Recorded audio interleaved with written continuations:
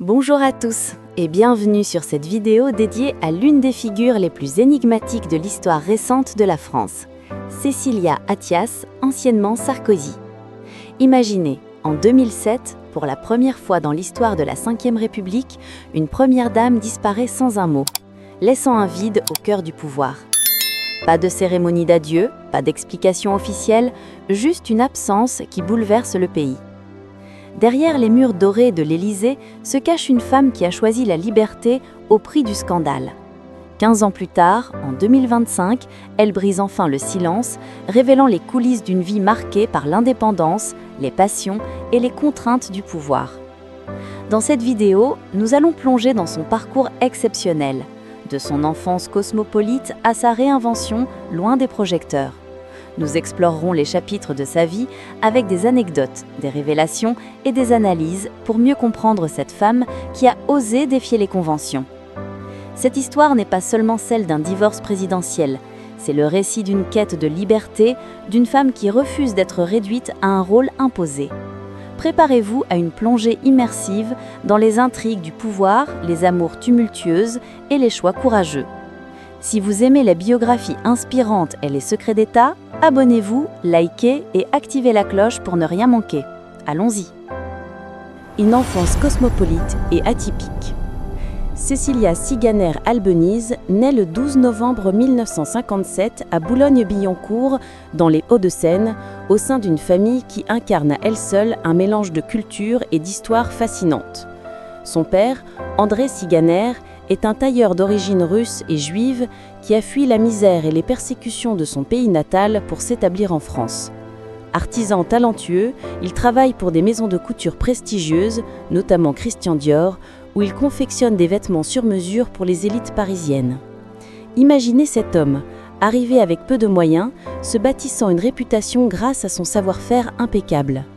Sa mère, Diane Albeniz de Suert, est quant à elle descendante du célèbre compositeur espagnol Isaac Albeniz, connu pour ses œuvres pianistiques inspirées du folklore ibérique. Elle apporte à la famille un raffinement européen, une élégance innée et une sensibilité artistique qui marqueront profondément Cécilia. Dès son plus jeune âge, Cécilia grandit dans un environnement cosmopolite où les langues se mélangent, russe, espagnol, français, et où les traditions familiales fusionnent. La maison familiale est un lieu de créativité et d'exigence. Son père lui enseigne la rigueur du travail manuel, tandis que sa mère l'initie à la musique et à la culture. Mais cette enfance n'est pas exempte de défis. La famille Siganer-Albeniz est atypique pour l'époque. Des origines mixtes, dans une France encore marquée par les séquelles de la Seconde Guerre mondiale, Cécilia développe très tôt un caractère indomptable, une soif d'indépendance qui la pousse à rejeter les conventions sociales. Elle n'est pas du genre à se conformer aux attentes, elle préfère explorer, questionner et tracer son propre chemin. Au lycée Molière à Paris, où elle poursuit ses études secondaires, Cécilia se distingue par son intelligence vive et son charisme naturel. Élève brillante mais rebelle, elle s'intéresse au droit, entamant des études universitaires qu'elle n'achèvera jamais. Pourquoi ? Parce qu'elle réalise rapidement que les amphithéâtres étouffants et les codes rigides du monde académique ne sont pas faits pour elle. Elle aspire à quelque chose de plus vivant, de plus influent, la sphère du pouvoir et des idées. C'est à cette époque qu'elle commence à fréquenter des cercles artistiques et médiatiques, posant les bases de sa future vie publique. Cette enfance atypique forge en elle une personnalité complexe, élégante et sophistiquée, mais farouchement indépendante. Elle apprend à naviguer entre les mondes, à observer les dynamiques sociales, des compétences qui lui seront précieuses plus tard. En somme, les racines de Cécilia sont un terreau fertile pour une vie hors norme, où l'héritage familial devient le socle d'une femme destinée à briser les chaînes des attentes sociétales. Premier mariage et entrée dans les cercles médiatiques et politiques. En 1983, à l'âge de 26 ans, Cécilia épouse Jacques Martin, une figure emblématique de la télévision française. Animateur adulé, connu pour ses émissions populaires comme L'École des fans ou Dimanche Martin, Jacques représente le glamour des paillettes médiatiques. Ce mariage est en tournant. Il propulse Cécilia dans les cercles influents de Paris, où se croisent célébrités, politiciens et intellectuels. Ensemble, ils forment un couple glamour, souvent photographié lors de soirées mondaines. De cette union naissent deux filles, Judith en 1984 et Jeanne-Marie en 1987, qui deviendront plus tard des piliers de sa vie personnelle. Mais Cécilia n'est pas du genre à se contenter d'un rôle d'épouse trop fait. Elle s'impose comme une présence magnétique, une observatrice lucide du monde qui l'entoure. Grâce à Jacques, elle accède aux coulisses de la télévision et des médias, apprenant les rouages de la communication publique. C'est une période d'apprentissage intense. Elle affine son sens de la stratégie, comprend comment les images et les mots peuvent influencer l'opinion. Cependant, derrière les sourires de façade, des tensions émergent. Jacques est un homme public, charismatique, mais exigeant, et Cécilia aspire à plus d'autonomie. C'est en 1984, lors d'une cérémonie municipale à Neuilly-sur-Seine, qu'elle rencontre Nicolas Sarkozy, alors jeune maire ambitieux de la ville. L'étincelle est immédiate. Un regard, une conversation, et le courant passe. Nicolas, avec son énergie débordante et sa détermination politique, fascine Cécilia. Elle voit en lui un homme d'action, capable de bousculer les normes. Pendant 8 ans, leur relation reste discrète mais intense. En 1992, Cécilia quitte Jacques Martin pour vivre pleinement cette passion avec Nicolas.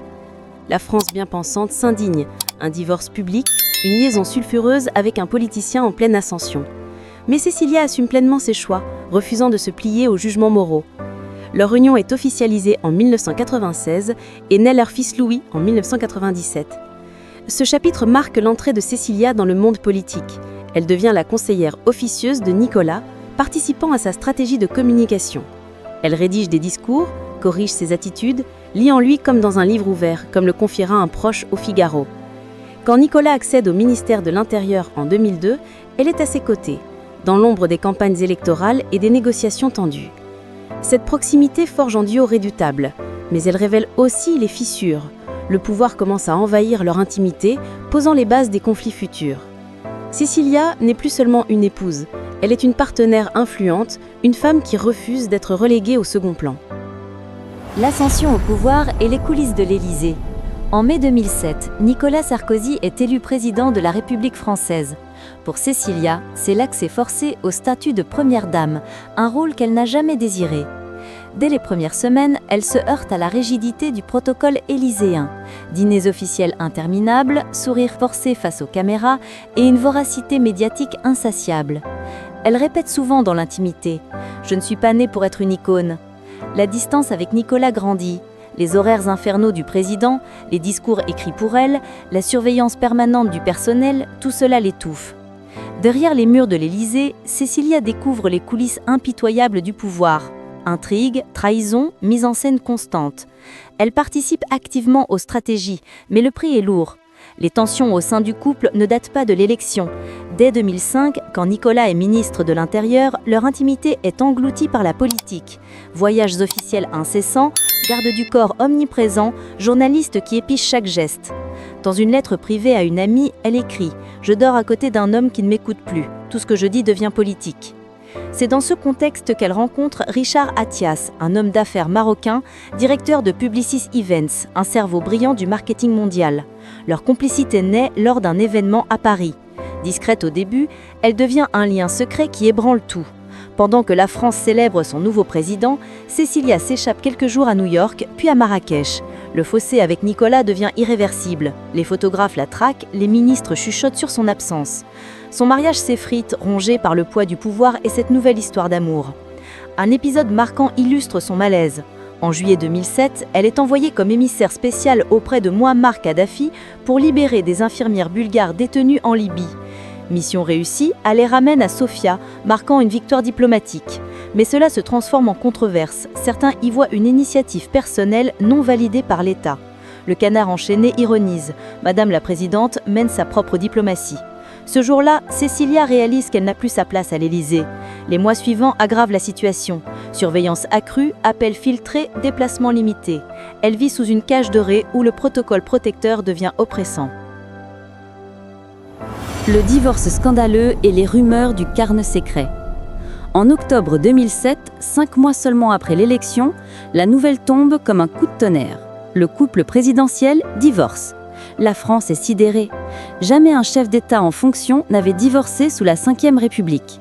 À 14h30, au tribunal de Nanterre, le divorce est prononcé. Cécilia quitte l'Élysée par une porte latérale, accompagnée de 2 proches, sans un mot à la presse. Ce silence assourdissant nourrit les spéculations. Pourquoi maintenant ? Quelles sont les vraies raisons? Derrière ce départ se cache une rumeur persistante, celle d'un carnet secret. Selon des journalistes du Point et de Marianne, Cécilia aurait tenu un cahier noir où elle consignait noms, promesses et compromissions entendues dans les couloirs du pouvoir. Une arme silencieuse, capable d'ébranler le mythe sarkozyste. Un ancien conseiller affirme « Il existe bien et il contient des vérités que personne ne veut relire ». Jamais publié, ce carnet alimente les fantasmes, symbolisant la connaissance intime de Cécilia des secrets d'État. Les tensions n'ont pas commencé à l'Élysée. Dès 2005, la politique dévore leur couple. La relation avec Richard Attias devient un scandale d'État. La presse la révèle et le nom de Cécilia disparaît des communiqués officiels. Les conseillers multiplient les façades, mais à l'intérieur, tout le monde sait.